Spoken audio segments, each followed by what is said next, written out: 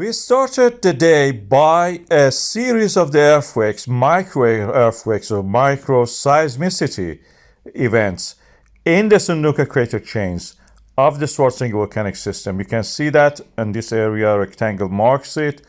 And as you can see, they were concentrated in a line. That line is a dike and the area that we had eruption in the previous months. And this is the timing of those ones, early morning.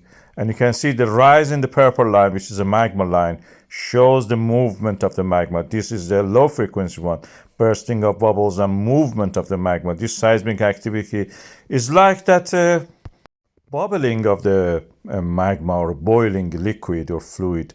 At the moment, we are not seeing the change in the boreholes that we have over the area in the Schwarzenegger geothermal power plant. Well, when the shakes happen, these seismic tremors happening, they actually activate and make the fluid, which is a non-Newtonian fluid, the magma, be able to be mobile and move. And that's the way the pathways are made by the shaking. This seismic activity not only creates them, it also accommodates and eases them up. And this is what we saw, for example, in the prior to the first eruption in the January, from the magma reservoir to the seal and the dike. These events happened. The likely location of the eruption is that the center of this image. You can see that this is where we had several eruptions in the past.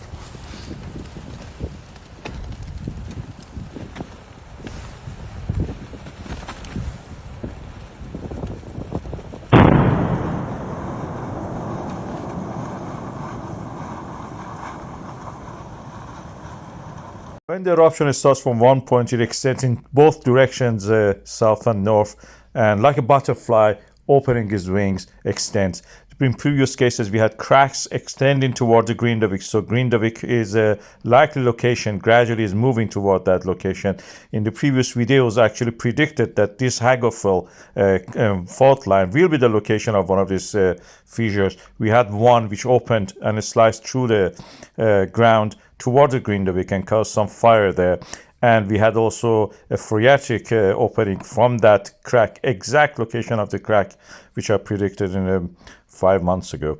And we had some phreatic activity there. Magma accumulation under the Schwarzenegger volcanic system continues. This is a Skipatzik Heron area that shows a prominent thing. Of course, due to the solar storm, we had some discrepancy in the satellite measurements. But what we have now, the data shows that we had 21 days, around 10 days ago. Now it is around less than 2 weeks to the eruption. This is my prediction. And this is all that what we read in the latest update by the Iceland Meteorological Office. This is explained to you by a geologist and is not a robot copy and pasting something from somewhere. And this is exactly the interpretation of the data they have given. The event is probably likely, without an eruption, we will have some lava leaking, flowing to the surface without much pressure. We have to wait and see. This micro-seismic activity can actually help that flow without an eruption, just in the case the pressure was not enough.